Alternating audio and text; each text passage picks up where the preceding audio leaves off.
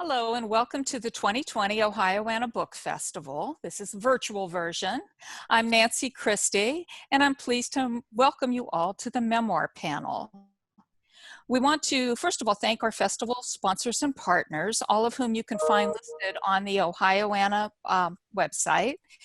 And thanks also to our wonderful official bookseller, the Book Loft of German Village. You can get copies of all the books that are featured at the festival by going online to bookloft.com. And now let's welcome our authors. I'll start with Dan Cryer, whose featured book at the festival this year is Forgetting My Mother, A Blues from the Heartland. Dan was a book critic at Newsday for 25 years and was also a finalist for the Pulitzer Prize in Criticism and vice president of the National Book Critics Circle. In addition to Forgetting My Mother, Dan is also the author of Being Alive and Having to Die, The Spiritual Odyssey of Forest Church. Our next author is Claire Gebben, whose featured title is How We Survive Here, Families Across Time. Claire began pursuing her lifelong interest in writing at age 47 when she quit her job in desktop publishing to write full-time. In addition to her memoir, which is a finalist in the Next Generation Indie Book Award, she is also the author of the historical novel The Last of the Blacksmiths, named a notable book by Cleveland State University's Michael Schwartz Library.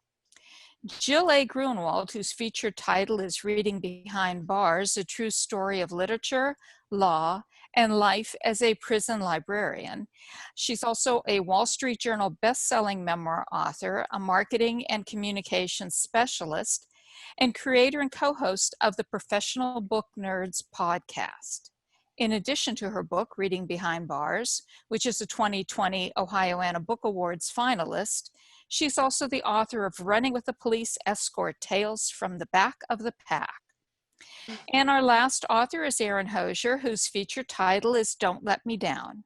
Erin is the co-creator of the podcast Tell Me About Your Father, and was the original co-host of the Literary Deathmatch. And she's also a literary agent in New York City since 2001, currently with Donnell, Carlson, and Lerner. In addition to Don't Let Me Down, she is the co-author of the memoir Hit So Hard by rock drummer Patty Schemmel.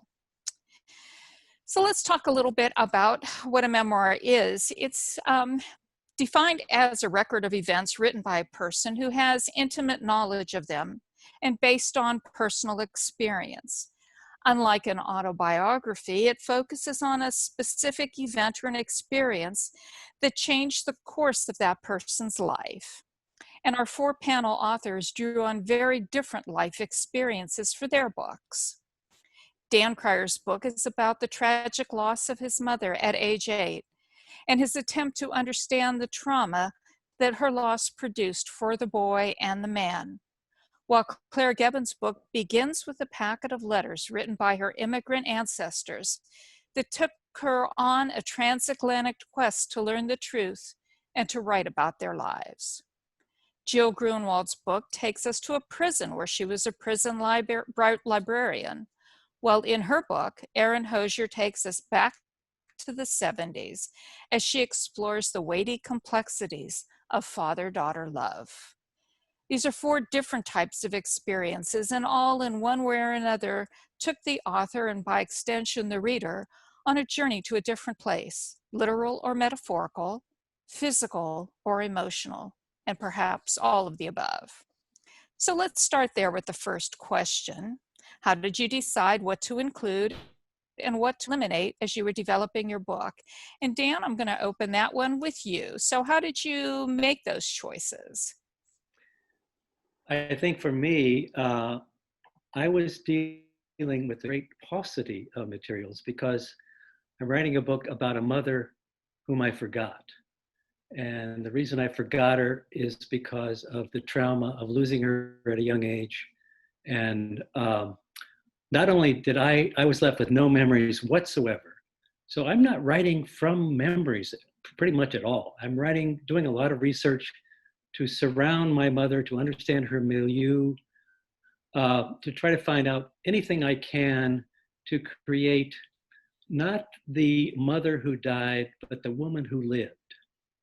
And so it wasn't a matter of eliminating lots of things. It was a matter of gathering lots of things. And uh, I can go into that at greater length a little later on. But I think we can move on to somebody else now. Okay. All right. And Claire, it sounds like you may have had the same kind of situation as Dan did, where you had to do a lot of research because all you had to begin with were the packet of letters. So did you, as you were working on it, did you have to make any decisions as you went through the letters that, okay, maybe I'm not going to include this, but I will include that? Right. So the last of the Blacksmiths is my historical novel, and I based that on the true story that I found in the letters. And so I had done quite a bit of research by the time I was already working on the memoir. And I started writing the memoir with the goal of including as many things as I could to help people who wanted to write their family stories and to think about how to write their family stories and to show what an adventure and what a journey such a endeavor can be. And then it turned out to be a story about my Aunt Elizabeth too. So yeah, it evolved in a really fun way. Okay. Jill, you were the one who wrote your book about your experience as a prison librarian. So what were some of the choices you had to make as you were working on your book? There were a lot of stories to choose from, as you can imagine, you know, in a prison setting, working with men who've been incarcerated. But because it's my story, it's told from my point of view, obviously as a memoir, but I had to be cognizant of the fact that I was sharing other people's stories in a way as well. And so trying to be careful about that. So one of the big things that I had to do was use pseudonyms for all the people in the book other than myself, just to sort of keep some anonymity for them, and of course changing details to not make it obvious if it was somebody who would recognize them. Mm-hmm. Yeah. Then I imagine, you know, of course, that's going to be a necessity, and yet at the same time, you want to make sure that you are describing the person correctly, so that if they read it, they would say, yes, she changed my name to Joe Smith, but this is really about me, I can tell. Right. Okay. Erin, how about you? Because you went back to the 70s. Your book is about father-daughter love, the emotions, the relationship. So were there challenges as you were writing this to decide what to include? Oh, definitely. Similar to Jill, I was writing a very personal story that also, you know, included every member of my immediate family. So for some of those folks, I needed to change names, use pseudonyms, you know, leave certain stories that weren't mine to tell out of the narrative, and work sort of insinuate and learn how to work around that to propel it at the same time.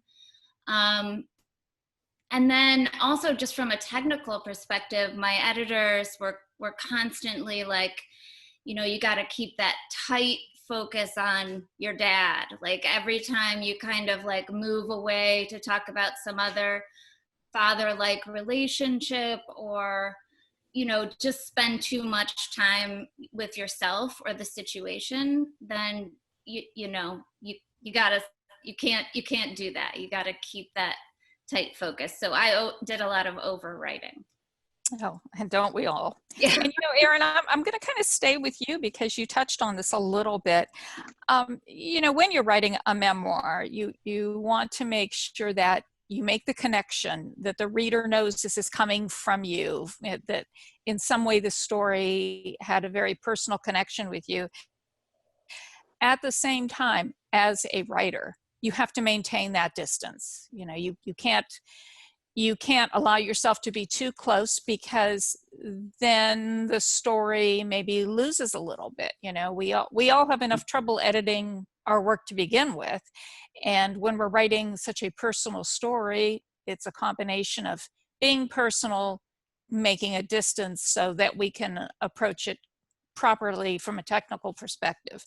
So was this a challenge for you? I know this wasn't your first book, but was this a challenge for you because it was a personal story? Oh, yeah. So as an agent, I'd been working in New York publishing for 10 years when I sold this book on proposal. So back in 2011. So it actually took me, you know, until last year for it actually to be published. And part of that is the craziness of publishing, and the, you know, editor got laid off and new imprint and all that kind of stuff, and just production takes forever. But really, I was, as soon as I got, you know, the deal, I was gobsmacked by the idea that I actually had to like now figure out how to write it. So my own proposal did not really help with the part where you have to sit in it, in those memories, particularly when I was writing about trauma. I just didn't anticipate that. So that was a surprise. Yeah. Yeah. And it can be, because, you know, we think, well, we could do this. We're writers. We could approach this. And then suddenly the personal side of it hits us, you know. Yeah.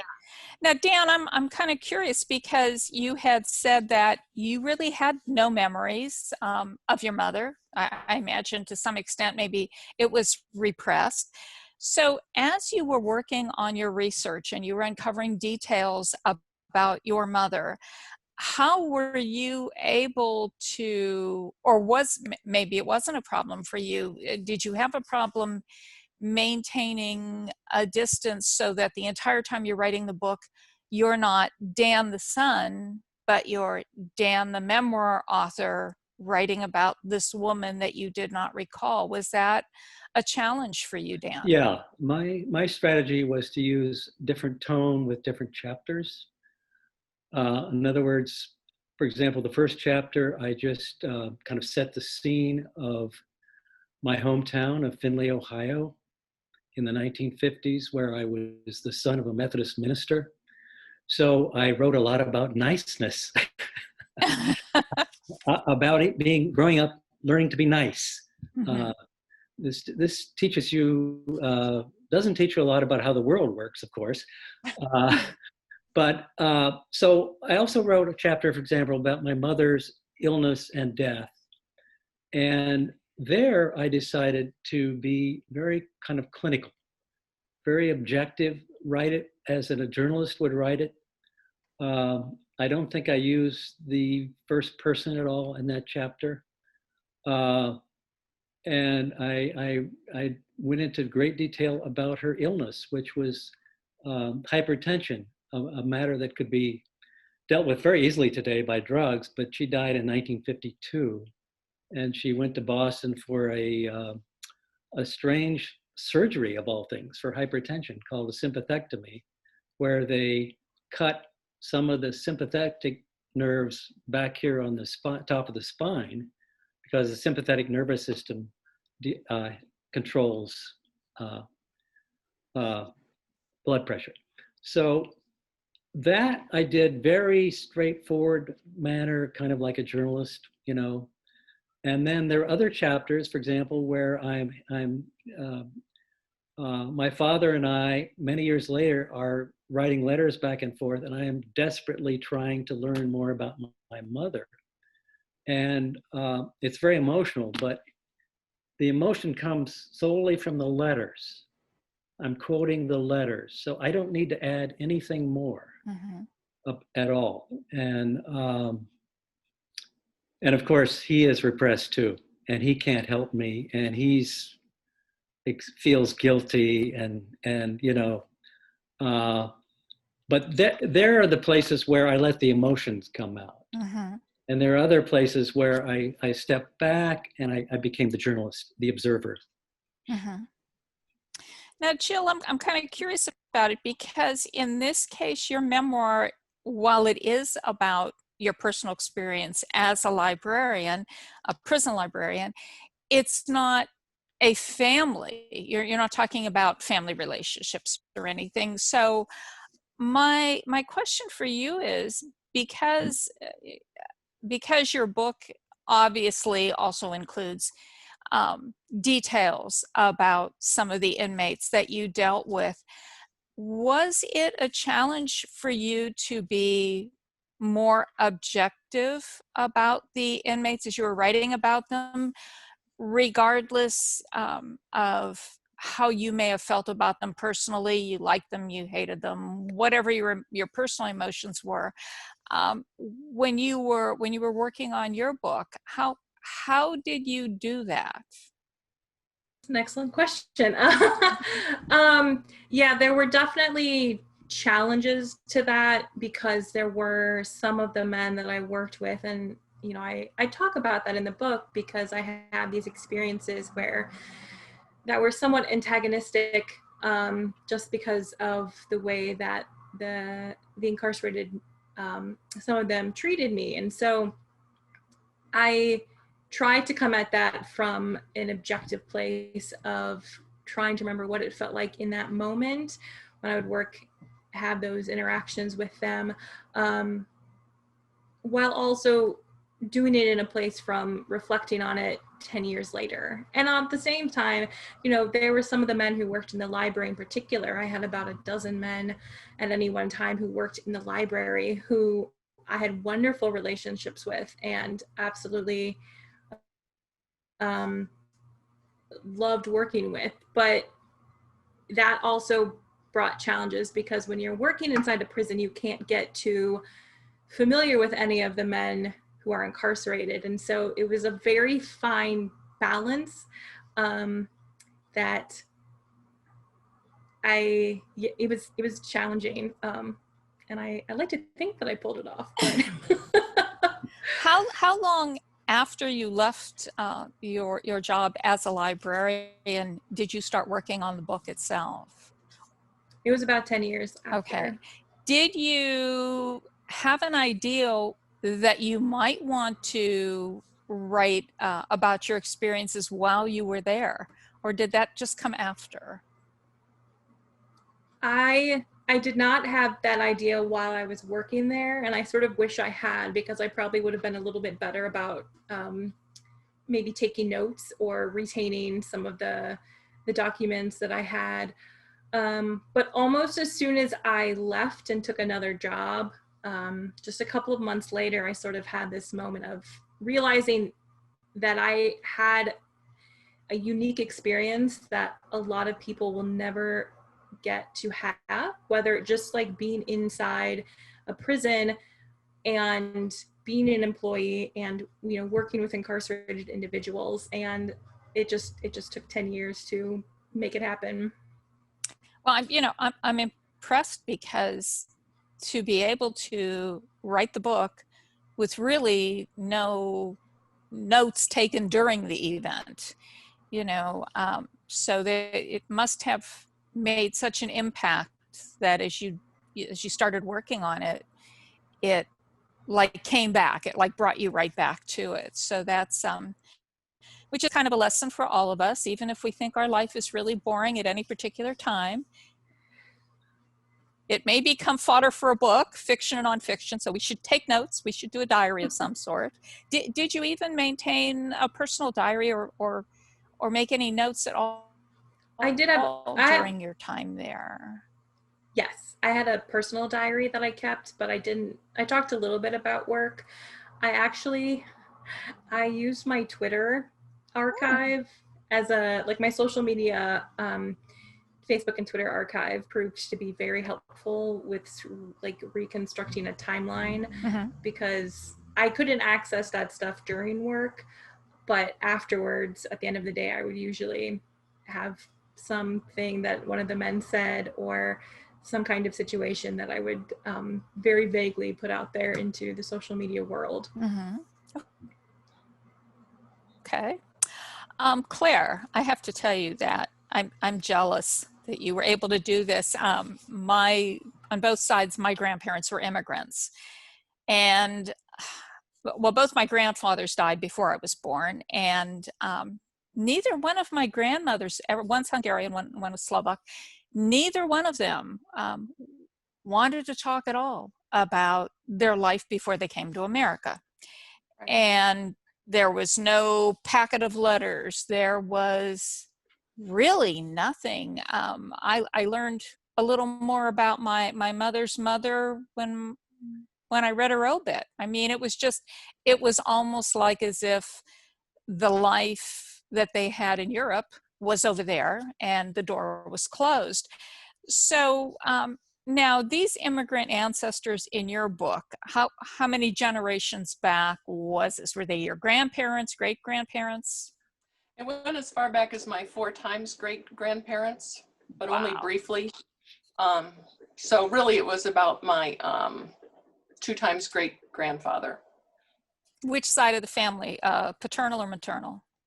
My paternal mother's side. Oh, okay. And I was gonna, go ahead. No, go ahead, please. I wanted to pick up on something Jill was saying about writing it 10 years later, because I think that's one of the challenges of connecting in a memoir, is bringing your readers along at a time when you didn't know what you know now, so that they're on the journey with you and they're figuring it out with you as you go along. And so I was really lucky because I had a good friend who wanted to be a writer too, and she used to be in the corporate world, and she said, well, I need some accountability. So how about every Monday we email each other about what we did in our writing week? And so to write this memoir, I was able to go back and look through that whole archive and I knew what I knew when. I didn't have to, wonder, did I know that? Did I have this then? What was happening there? So that's really good to have some real-time stuff, like Jill says, about Twitter account. I also used my blog as kind of my posts as a kind of a journal, where information that I was going to end up using, I would post up there, and then I could go back and access it and access links that I needed and stuff. So. Oh, that's fascinating. I have to ask, what's the nationality of my immigrants? Yeah. Yes. These are German. Ah, yeah, German. And that's another so you thing. did not have the advantage of reading things in English, correct? Well, I had, I was in the right place at the right time. This was one of those moments where I was the person to write this, and I didn't really have a way to wiggle out of it, which was that I had these English-speaking relatives who were very excited to help me, who lived in Germany. Oh, fabulous. So I really was just like spoon-fed whatever I needed. It was, yeah. Oh, that is, I'll tell you quite honestly, I would not even know where to start. I mean, I would not have a clue. It would certainly be more challenging than I think I'm ready to pursue. Although, as soon as you say that, then you get that little kernel stuck in your head and you're thinking, well, maybe I should work on that. But that is, that is quite impressive. One of the things I've interviewed a lot of authors, and it seems to be a universal thing that regardless of whether it's fiction or nonfiction, we learn about the thing we're writing about, like in your case about your ancestors, in Dan's case about the illness. At the same time, we learn about ourselves in one way or the other. So, Jill, I'm going to go back to you. In the course of writing the book and in the course of reflecting back to the time when you were a prison librarian, okay, what did you learn about yourself, not as a writer, but about you personally, just from that experience of being in a place surrounded by people who did not have the ability at the end of the day to go home? What was your learning experience like? One of the major takeaways I had from working in that environment is that it really solidified for me how important it was personally as a librarian for people to have access to the information that they want at the time when they want it and when they need it, which doesn't exist in prison. There's a lot of censorship that happens in terms of just the men weren't allowed to access certain materials because they were considered, a risk to the safety of the facility. And so every day I had to practice censorship, and that it wasn't something I had really thought that much about prior to working there. I mean, I went to graduate school in library science, and we talked about the freedom of information and access to information, but it wasn't until I was in that place where I had to tell these guys, I'm not allowed to get that book for you, or I'm not allowed to get that magazine for you, that it really became clear to me how important that was to me as a librarian and as a person, and why it's something that I talk about now that I've left, and why we need to change some of those policies, and why the access to information is so important. Yeah, and you're right. We take it for granted because we can turn on our laptop and learn anything we want, probably more than we want when we go online. We could go to the library, if the libraries are open. We have that access. That's like one of those things you don't think about till you either can't do it anymore, or until you have to be the gatekeeper and say, this goes against all my principles as a writer, but I have to say no. Yeah, that Right. would be a hard thing. Erin, because this was about the relationship you had with your father, what did you learn about yourself in the course of writing this book? I learned to be humble, because when I sold it, I was thinking like an agent, and I was being really kind of cocky because I'd worked on so many book proposals and, punching them up and helping authors come up with structure. And I had a really good structure, which is, the book sort of uses an album, a Beatles record, if you will. There's a before and after. Every chapter is a Beatles song title, and of course the title itself, and the themes were all there. But when it came down to actually doing the really hard, look in the mirror, realizing that you can only write in the voice that you can write in it, for each particular book, it was really humbling. And then after I recovered from the deep depression that this inspired, that's when I took on that other book project, where I was interviewing someone else to write her memoir and give her very traumatic story voice. And I learned that I could deliver that book on time, because it wasn't my pain, I was just articulating her experience. And I know it was really hard for her. She told me afterwards, I got really mad at you sometimes because you would pick at it, and I didn't want to go there in the moment, but I see now, it really had its purpose. And of course, those are the scenes that readers really connect to their own lives, so you have to go there.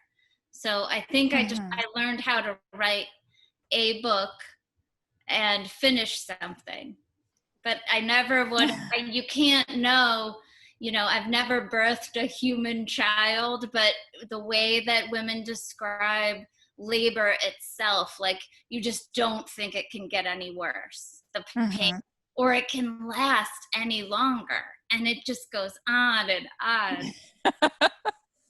Or it can. So yeah, that was, learned a lot.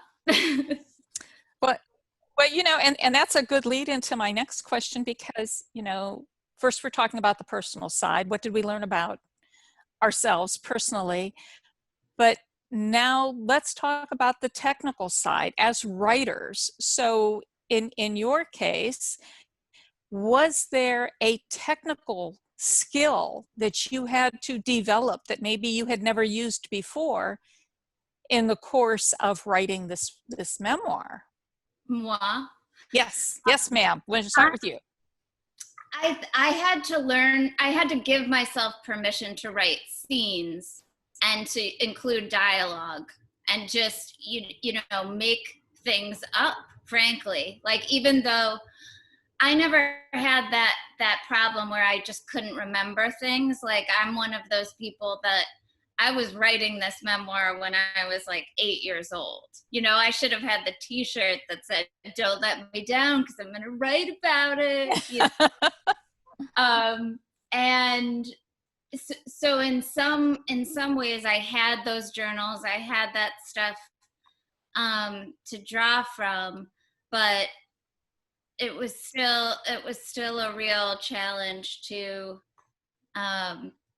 transfer it into actual scenes, like a novel. Like, I think there's that tendency that it hurts less to write an essay maybe about something. You can keep a kind of distance, particularly if you're writing about coming of age stuff, where it really is helpful to go back in your brain and be a really, you know, gawky kid, or, you know, angry.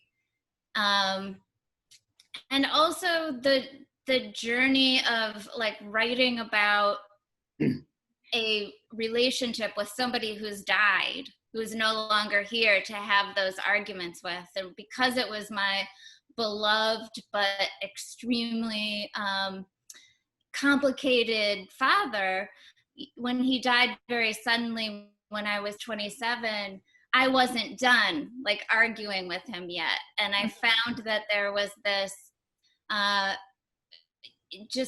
whole trajectory of like loving him so much and being so angry with him, and at certain points hating him, and then loving him again and forgiving him, you know, when it was over. But another thing I didn't expect, trying to create a narrative and be objective about the story, you know, while being reliving the emotions of it all. Right. I mean, that is such a tightrope that we walk, being objective and emotional, because if we're purely objective, then the reader's not really going to care, because they're going to sense that you don't care.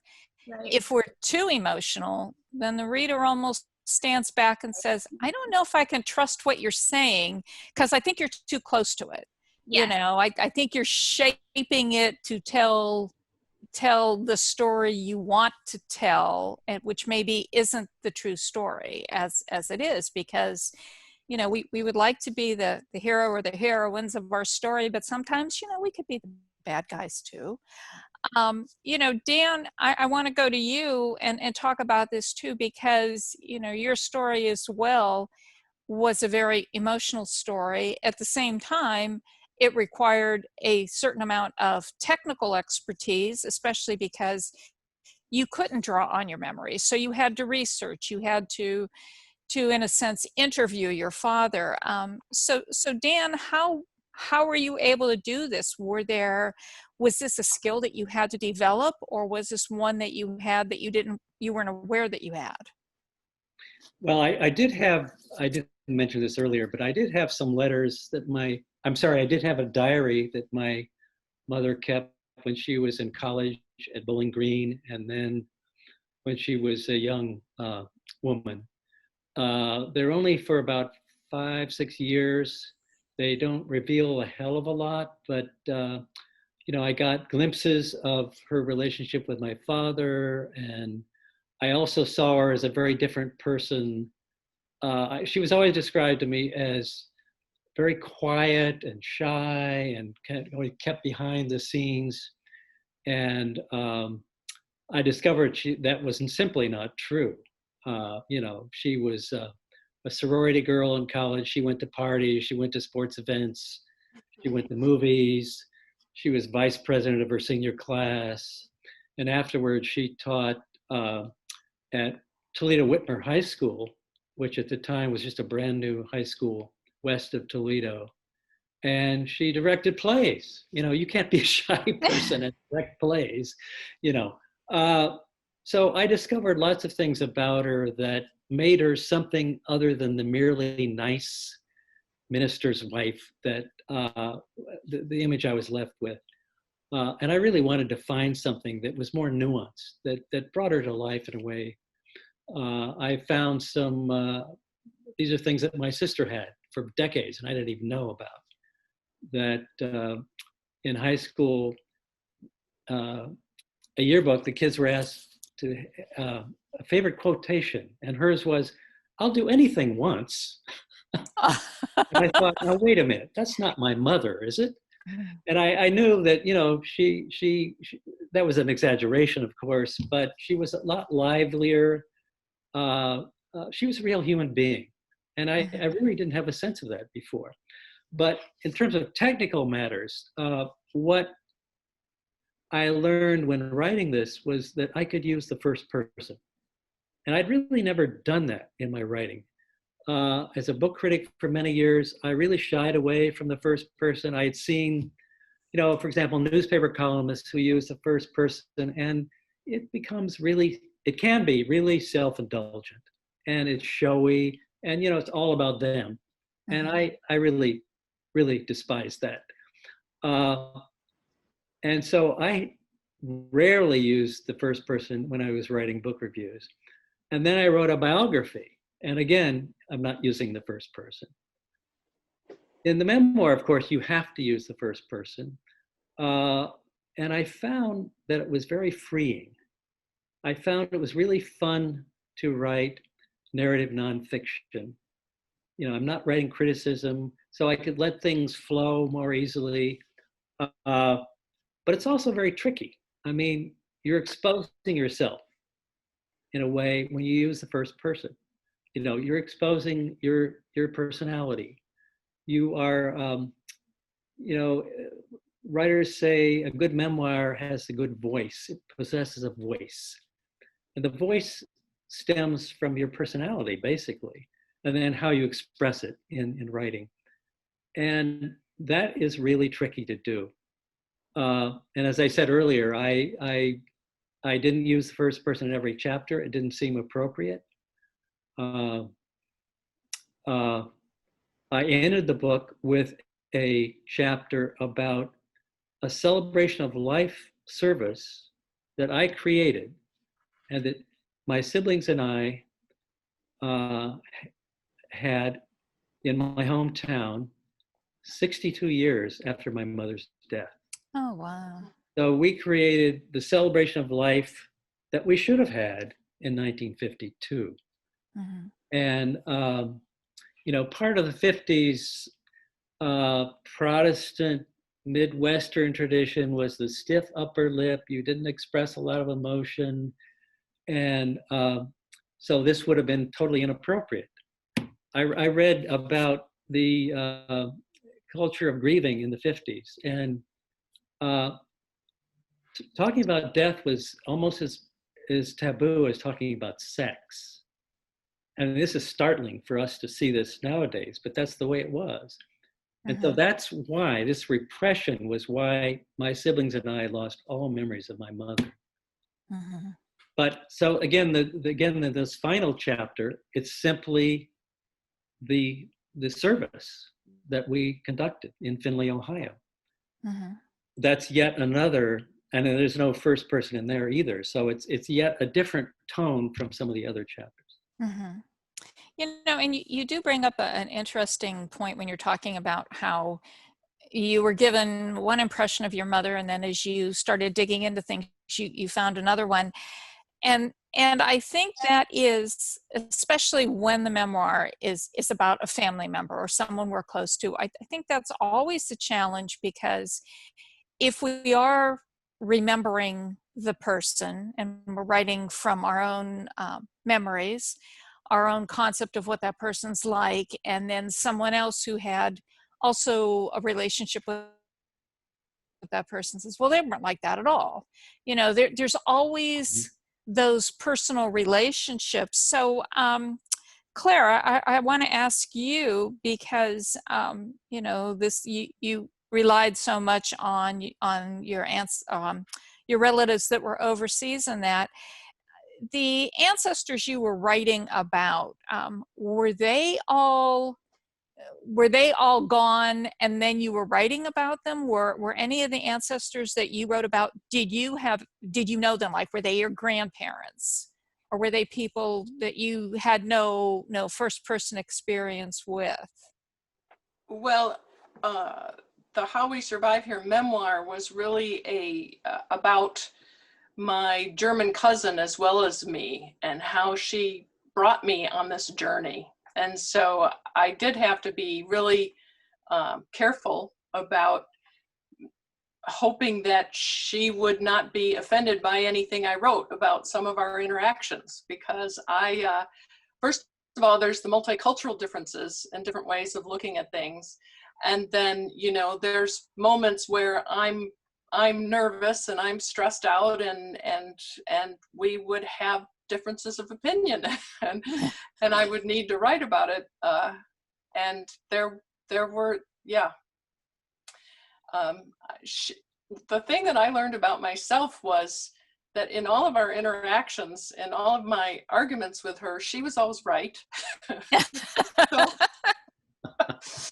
So I had to get over that. But yeah. We run into that.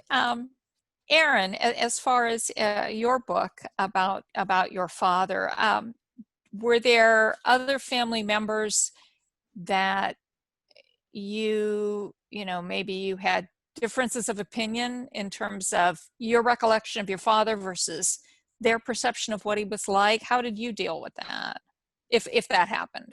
Yeah, I'm very lucky that all of the members of my family sort of, even if they don't have the same memories, believe in the general concept that your story is your story and your memories are your memories, and you have the right to tell that story. And if you don't have that kind of support, then it's really extra lonely. And I've seen several writers go through that, where their mother, for instance, won't read their own book, and that used to really shock me until I published my own memoir, where it's okay for family members not to read your book, because it can be really painful for them. So the big surprise, though, was that even the family members that I expected would be really disappointed in me, like as a person, like my 92-year-old grandmother, who's an evangelical,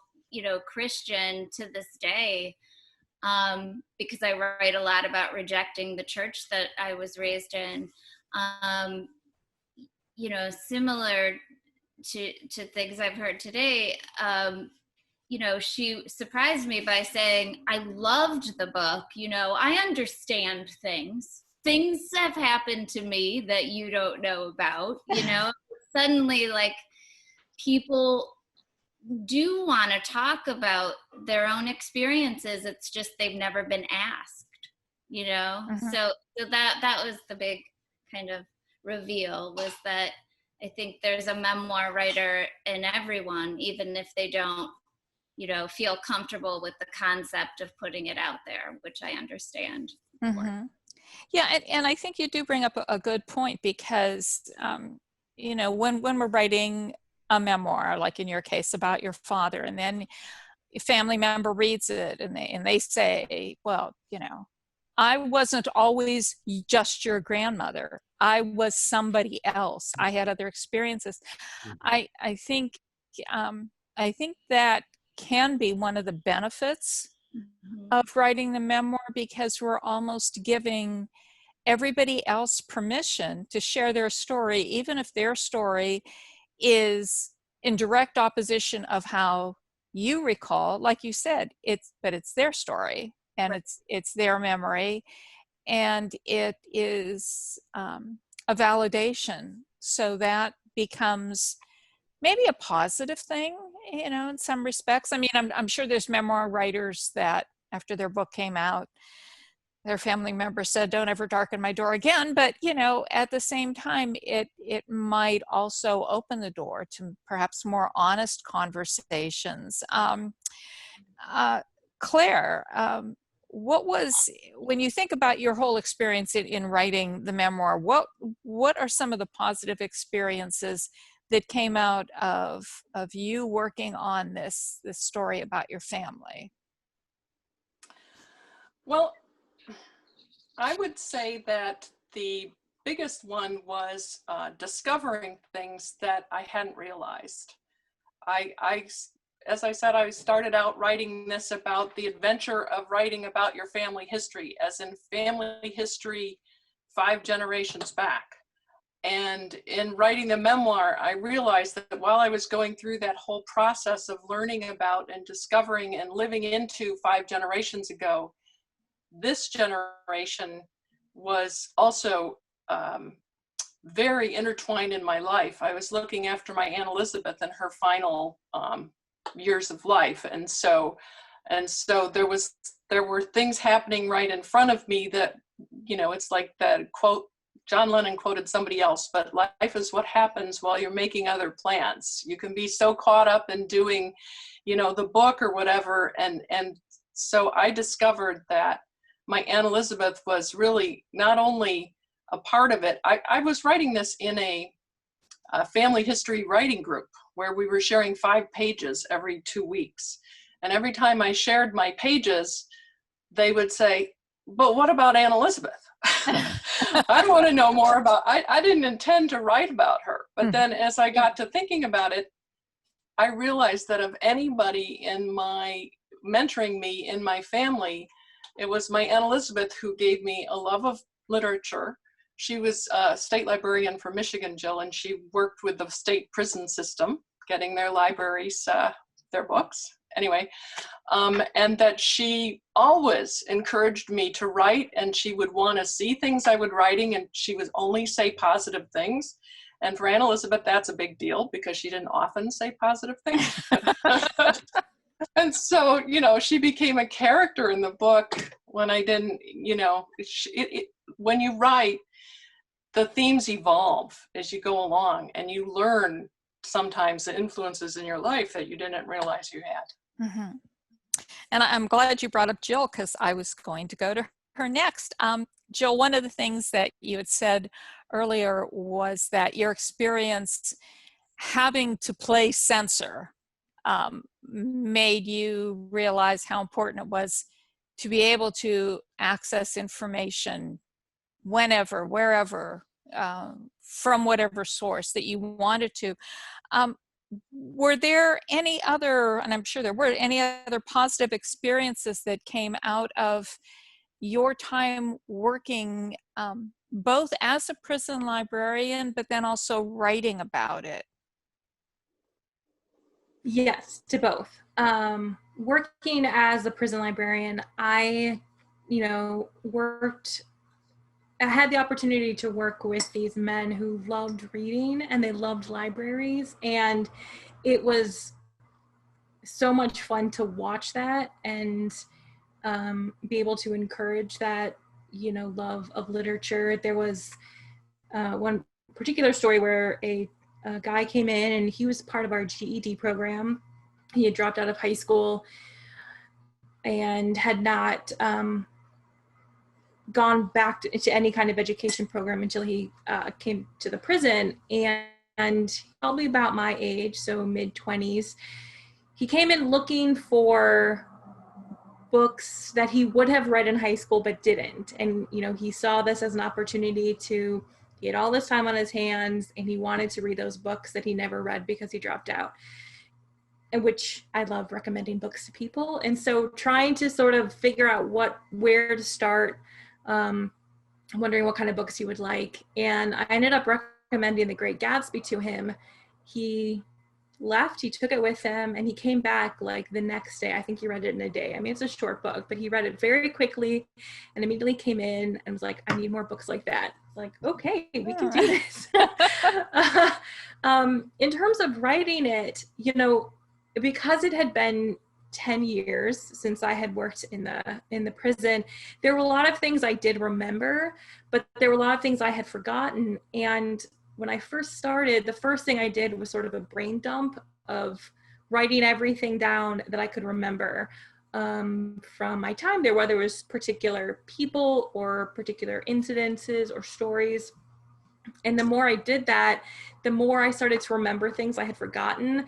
There's a part where we had the dog program at the prison where the prison got dogs from the local shelter, and the men trained them in terms of, basic commands. And the dogs went everywhere with them, including the library. And one of these dogs just loved me, and he was a little pug. He would hang out with me while the guy was in the library. I'd forgotten all about him, this little dog, until I started trying to remember things. And so remembering those stories that I had forgotten, and the really happy ones, like this cute little dog, was a nice, pleasant surprise along the way. Mm-hmm. Yeah, and those are always the nice things, because we think we've remembered everything, and then, like you said, something will trigger it, and it's like, oh, that's good. Those are always the nice little surprises that come out of it. Okay, I'm going to go back to Dan. So Dan, you've written this particular memoir. Do you plan on writing another memoir on any topic? Dan. I'll give you a short answer, no. Oh, so that's it. That is that, which is, there's nothing wrong with that, Sometimes there's only one story we need to explore in that format. Yeah, I just wanted to comment on another topic you brought up earlier, and related to Erin's book as well. I take it, Erin, that you wrote your book after your father had died? Yeah, about 10 years after. Yeah, I could not have written or published this book while my father was still living. My father was a wonderful human being. He was one of the most compassionate people I've ever known. And he might have been hurt by what I wrote, because in a way he comes off as the villain, even though he's not really the villain, because he didn't allow us to keep those memories alive for me and my siblings. And yet, so I had to wait till after he was gone, and also my stepmother. I just didn't want to cloud the issue in any way. And I did have one sense of, I was writing, my father remarried, and there were 4 of us Cryer kids, and he married a widow who had 3 children of her own. So suddenly we had 7 children in our family. And my stepmother took on quite a burden. But I felt like when I was writing the book, I didn't really include my step siblings at all. I mean, I mentioned them and then it kind of in passing, and that's it. And I think writers will say, when you write a memoir, you can't care what other people think. And I think that basically is true, but there are some exceptions. Mm-hmm. I did have to wait till my father and my stepmother were gone. Mm-hmm. So if you're not going to write any more memoirs, are you going to write any more books? We shall see.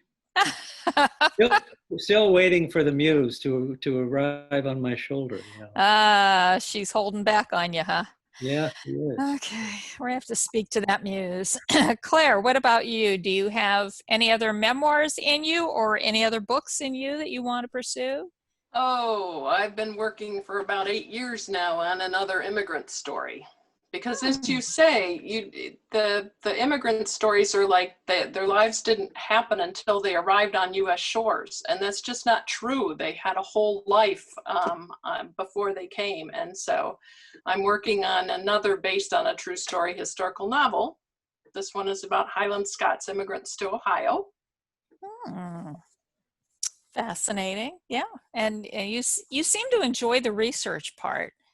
Which love it. You have to, otherwise it's not going to ring very true. You can't just randomly make things up and say, well, who's going to know, because somebody always knows, But yeah, I mean, I I would think that would be a very exciting part.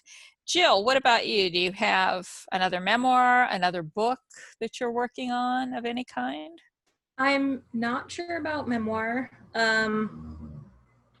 That I don't know. We'll see. But I actually do have a novel that I have been. It's finished. I'm trying to get an agent. So I have that. Yeah. Yeah. Jill's yeah. right here.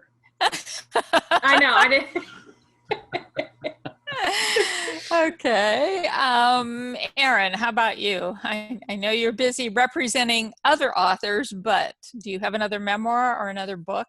I have no desire to take on another book writing process, but I did start the podcast Tell Me About Your Father, which is literally interviewing people really intimately about who their father was and how it affected their lives. So I also just love doing those psychological deep dives and interviewing people and listening to their stories. So I think that's what that process was for me, was figuring out that I it's not just about me. I really, really care about all of these stories and finding the links between the different generations.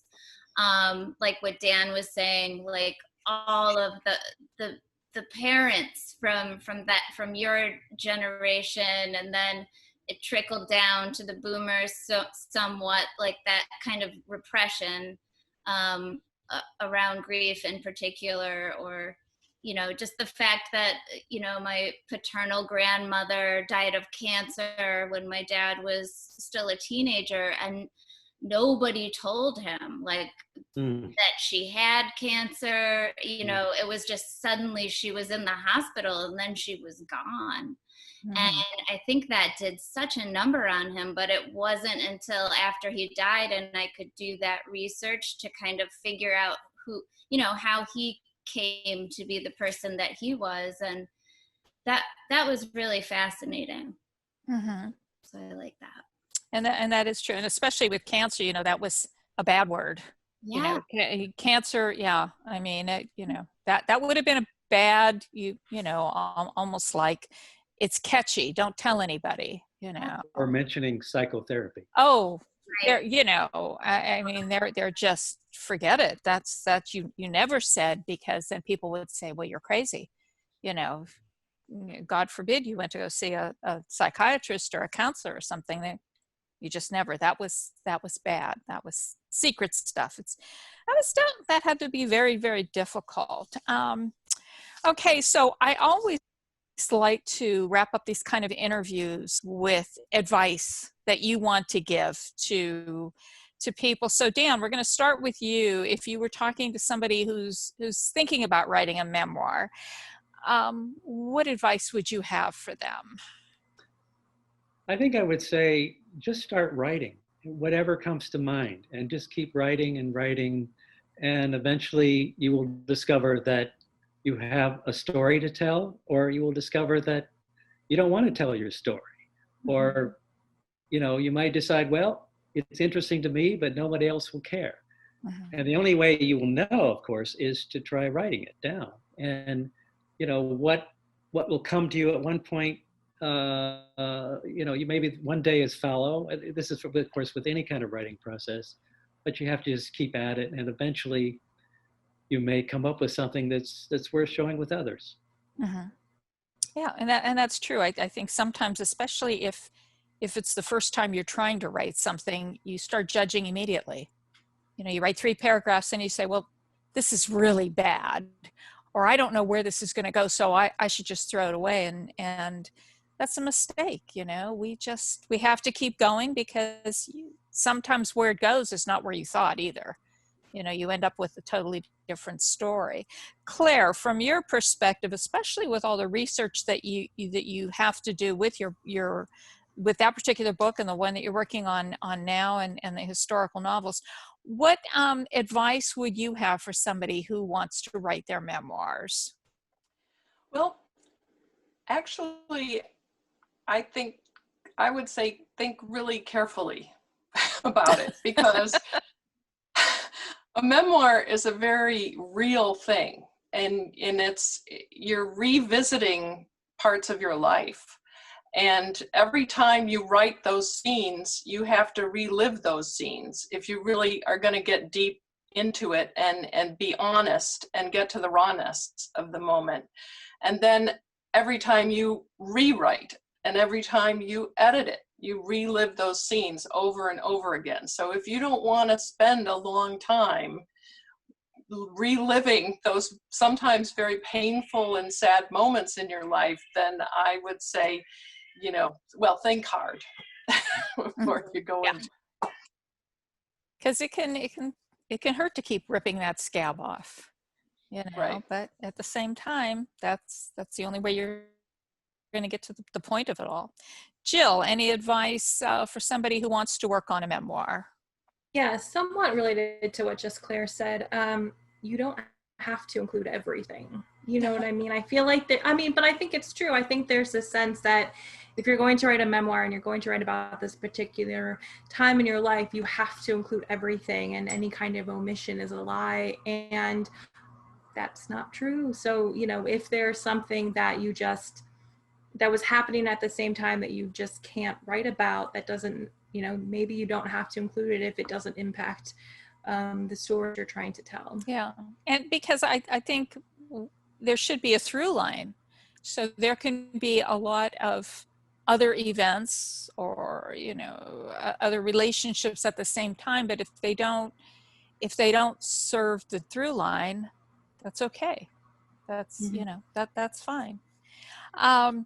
Okay, and Erin, as the resident expert, because you're an agent, what advice do you have for somebody who's thinking about writing their memoir? I really regret not having a writing group or even one other memoirist, even though I had so much access.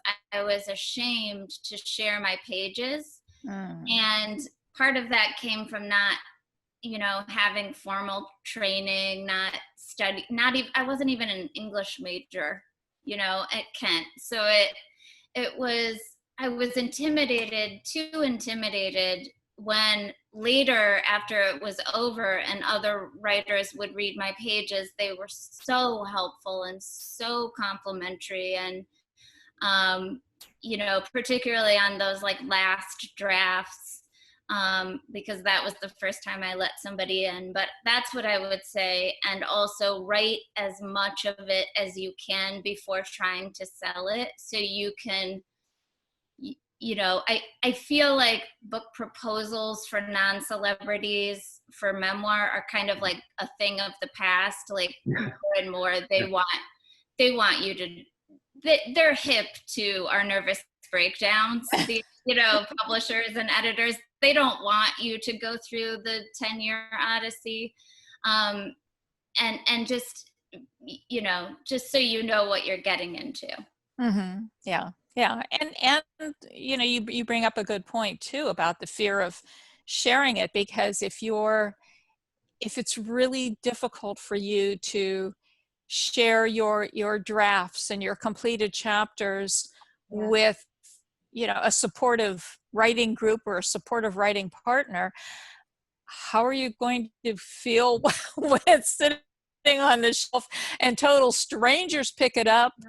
And we know how it is. You're going to get a review that said this was the best thing since sliced bread, and you're going to get a review that said this bread is so moldy it should have never even should have just been trash. So it's at some point we have to be able to let go of it and let it go out on its own, like our own little children. And we can only do what we can do. We can only do the best that we can do. And then we have to stop and we have to let it stand on its own merits. And if we've done a good job, then hopefully it will stand on its own merits. Well, I want to thank you all. This was fascinating. I'm so glad that all of you participated. Again, Dan Cryer, Claire Gebben, Jill Grunenwald, and Erin Hosier. And a quick reminder that your books are all available at the Book Loft at German Village, and that's bookloft.com. And I want to thank again our festival sponsors and partners. And thanks to all of you for joining us. And do please check out the Ohioana website for all of this year's festival programming. So thank you all, and keep writing. Thank you, Nancy. Thank you.